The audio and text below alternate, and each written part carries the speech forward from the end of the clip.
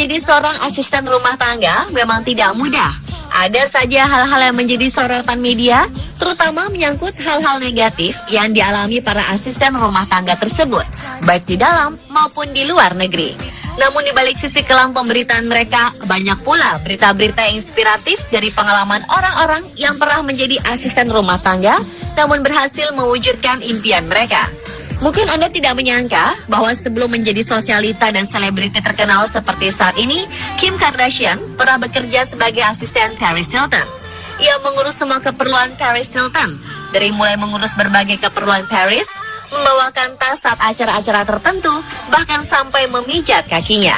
Di Indonesia sendiri misalnya, penyanyi duo sabun colek Dina dan Kiki juga pernah bekerja sebagai asisten rumah tangga di Hong Kong. Begitu pula dengan Cinta Penelope yang pernah menjadi asisten rumah tangga selama hampir 2 tahun. Dan inilah berita yang telah on the spot rangkum ke dalam 7 asisten rumah tangga menghebohkan.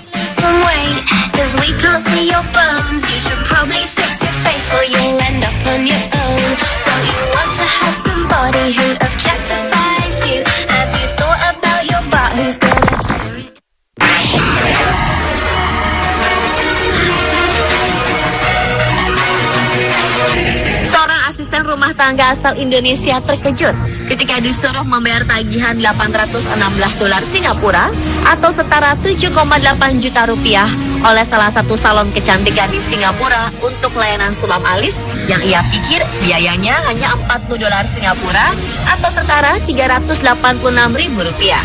Jumlah tersebut lebih dari gaji bulanannya yang hanya $500 Singapura atau setara 4,8 juta rupiah.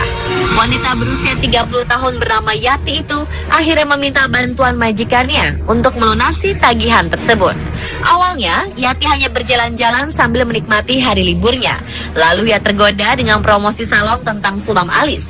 Padahal 6 bulan lalu ia telah menyulam alisnya di salon lain. Namun saat melihat promo itu, ia pun ingin melakukannya lagi. Yati pun mengatakan terapis di salon itu menyarankannya mencoba sulam alis gaya Korea yang bisa bertahan selama 3 tahun serta tambahan 50% diskon selama perawatan. Yati pun setuju untuk mencobanya. Terapis kemudian menyarankan Yati membeli beberapa produk perawatan kulit lain karena salon tidak akan bertanggung jawab jika Yati menderita infeksi setelah melakukan sulam. Lagi-lagi, Yati setuju. Setelah sulam alis selesai, Yati terkejut ketika diberikan kwitansi tagihan sebesar $816 Singapura. Dengan hanya sekitar $100 saja di dompet, Yati pun tidak memiliki pilihan selain memanggil majikannya untuk meminta bantuan.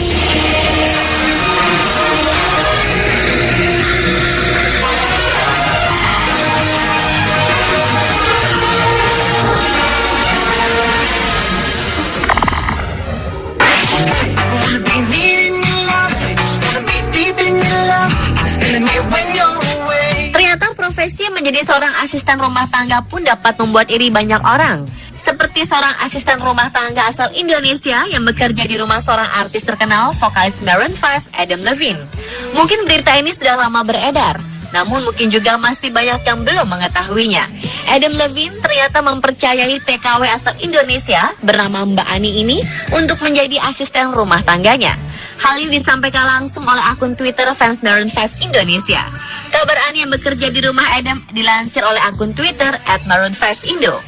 Akun tersebut menuliskan, namanya Mbak Ani, pekerjaan domestic worker Adam Levine, orang Indonesia asli.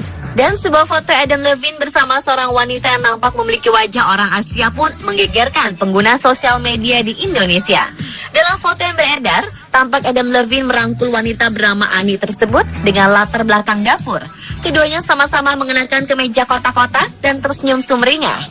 Foto tersebut pun sontak membuat para fans Maroon 5, terutama para wanita, heboh dibuatnya. Bahkan banyak di antara mereka yang iri terhadap Ani dan rela menggantikannya menjadi asisten rumah tangga di rumah Adam.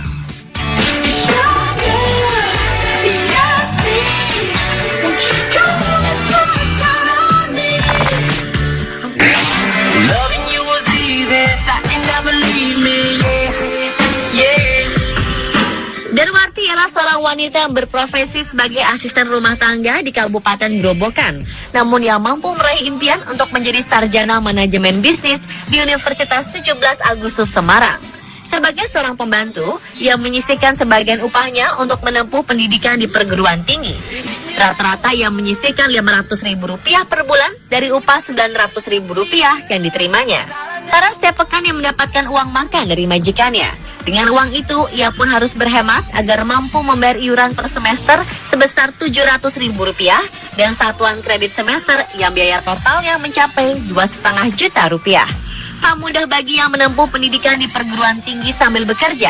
Namun Darwati yang anak petani kecil asal Kampung Bulungan, Kecamatan Todan, Kabupaten Blora itu harus meluangkan waktu sepekan 3 kali dan mengerjakan tugas kuliah sambil menuntaskan tugas rumah tangga. Tak jarang, ia juga mendapat cemooh dari teman mahasiswa mengenai statusnya. Tetapi itu malah membuatnya semakin semangat untuk bisa seperti mereka. Usahanya pun tak sia-sia. Ia menyelesaikan kuliahnya pada semester 8 dengan indeks prestasi kumulatif 3,68. Darwati pun ingin punya usaha sendiri seusai lulus kuliah. Alasannya, ia ingin mempekerjakan orang lain dengan usahanya sendiri.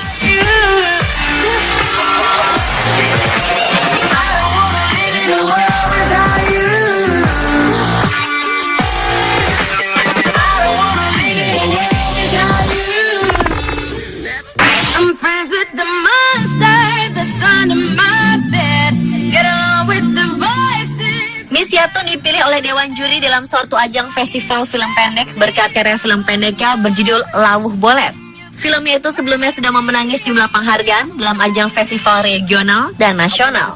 Miss Yatun adalah seorang warga Purbalingga, Jawa Tengah yang dulunya pernah menjadi asisten rumah tangga karena ketidakadaan biaya untuk meneruskan sekolah walau hanya sampai jenjang sekolah menengah pertama. Di umur 11 tahun, Miss Yatun telah berangkat ke Jakarta untuk bekerja menjadi asisten rumah tangga dan berpindah-pindah majikan.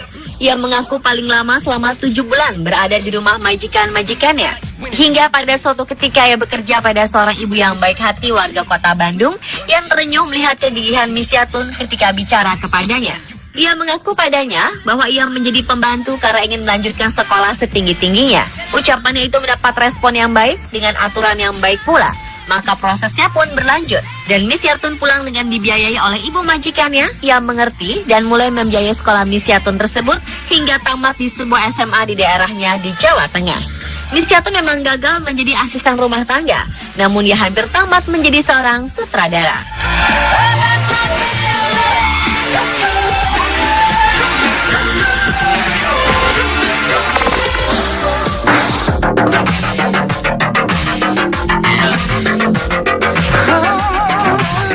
Ia adalah Saisa Bakani, seorang pembantu rumah tangga yang kini telah berubah hidupnya setelah mendapatkan beasiswa ke New York, Amerika Serikat untuk mempelajari fotografi. Bakani adalah seorang asisten rumah tangga yang berasal dari keluarga miskin di Filipina Utara. Ia pun datang ke Hong Kong untuk menjadi asisten rumah tangga di usia 19 tahun. Selama di Hong Kong, ia pun tertarik menjadi seorang fotografer. Saat bekerja, kadangkala ia memotret rekan-rekannya yang mengalami kekerasan. Perempuan yang kini berusia 28 tahun itu pun akhirnya memilih untuk menjadi fotografer jalanan yang khusus mengambil gambar para asisten rumah tangga di Hong Kong dengan ciri khas foto hitam putih. Hati Bakani seakan teriris kala ia mengunjungi rumah penampungan imigran Baekhyun yang mayoritas dihuni oleh para PRT yang disiksa majikannya. Kala itu ia merasa memiliki hak untuk membicarakan nasib rekan-rekannya. Kini hidup Bakani pun berubah saat mendapat beasiswa dari Yayasan Magnum untuk melanjutkan studi di New York dan Missouri untuk mempelajari fotografi dan bagaimana cara mengungkapkan makna dari setiap foto yang ia ambil.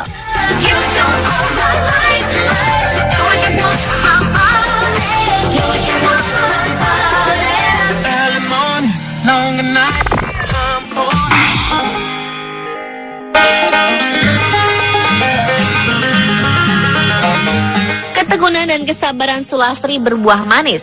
Asisten rumah tangga yang bekerja di Singapura itu mendapatkan warisan senilai $1 juta Singapura atau sekitar 9,5 miliar rupiah dari majikannya Ko Guat Nyo. Sulastri yang berasal dari Surabaya itu telah bekerja selama 13 tahun untuk majikannya, serta ia pun dikenal ramah kepada para penghuni apartemen lain. R.S. Sanga, koordinator penghuni di Julian Park Residence pun menuturkan bahwa ia selalu tersenyum kepada para penghuni lain. Sulastri sebenarnya sudah ingin pensiun dan kembali ke Indonesia, namun melihat majikan yang berusia 92 tahun itu hidup sebatang kara, ia pun tak tega. Di apartemennya, Ko hanya tinggal bersama seekor kucing dan juga Sulastri. Perempuan berusia 30 tahun ini sangat telaten merawat majikannya. Ia mengurus semuanya, mulai dari berbelanja, mengantarkan majikannya ke rumah sakit, sampai mengantar majikannya untuk potong rambut ke salon. Ko luluh melihat ketekunan Sulastri. Ia kemudian mewariskan sepertiga hartanya kepada Sulastri.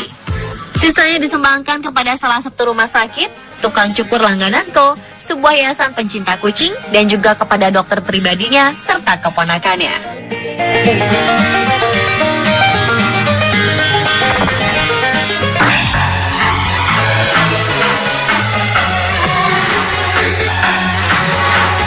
Kampungnya di Kabupaten Serang, Provinsi Banten, merupakan daerah penyuplai tenaga kerja wanita paling besar. Beberapa desa di daerah itu menjadi kantong TKW, diantaranya Kecamatan Pontang dan Tirtayasa. Dan dari sekian banyak kisah pilu para pahlawan devisa tersebut, ada satu orang yang mengharumkan nama bangsa, yaitu Nuryati Solapari. Sudah 5 tahun, Nuryati menjadi dosen ilmu hukum di Universitas Tirtayasa, Serang, Banten. Namun profesinya itu tak didapatnya dengan mudah. Lulus SMA pada 1998, Nuryati ingin melanjutkan kuliah, namun terhalang biaya. Sulung dari 6 bersaudara ini pun memutuskan menjadi TKI di Arab Saudi sebagai pengasuh anak selama 2 tahun. Cibiran adalah pecut bagi Nuryati. Sepulangnya dari Arab, ia kuliah sambil bekerja di sebuah restoran. Dan kerja kerasnya berbuah manis. Gelar sarjana dengan predikat cum laude pun diraihnya. Belum puas, Nuryati melanjutkan ke jenjang S2 bidang hukum ketenaga kerjaan. Pengalaman sebagai TKI membuatnya mengerti apa yang dihadapi para tenaga kerja di luar negeri. Selain menjadi dosen, Ketua Asosiasi Purna TKI Provinsi Banten ini juga menjadi staf Migrant Institute yang sering memberi pengarahan bagi mantan TKI. Bagi Nuryati, perjuangan belum berakhir.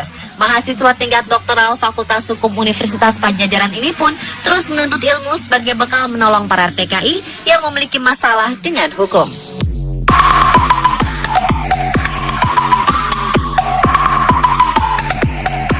Dan itulah pemirsa, ketujuh asisten rumah tangga yang menghebohkan versi On The Spot. Banyak jalan menuju Roma. Mimpi akan selalu bisa tercapai meski kita pernah berpikir tidak mungkin. Namun jika kita memiliki niat dan tekad yang tinggi, pastilah akan ada jalan yang Tuhan berikan.